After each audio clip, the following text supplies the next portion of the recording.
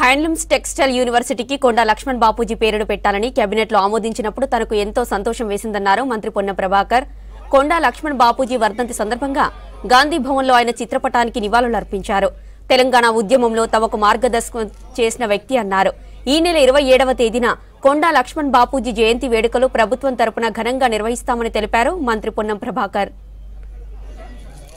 లక్ష్మణ్ బాపూజీ గారి వర్ధంతి సందర్భంగా గాంధీ భవన్లో మా చేనేత విభాగం పక్షాన ఘనంగా నివాళులర్పించినాం.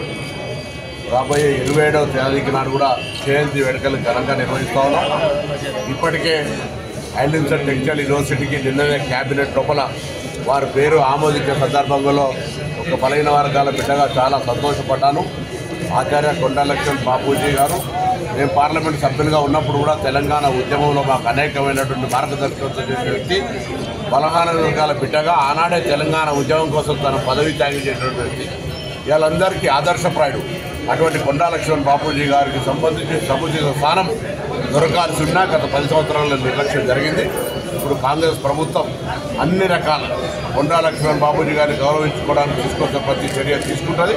బలహీన వర్గాల శాఖ మంత్రిగా ఆ బాధ్యత నేను తీసుకుంటున్నాననే మాట మనవేస్తూ కొండా లక్ష్మణ్ బాపూజీ గారికి మరొకసారి హృదయపూర్వకంగా నివాళులర్పిస్తూ వారి ఆత్మ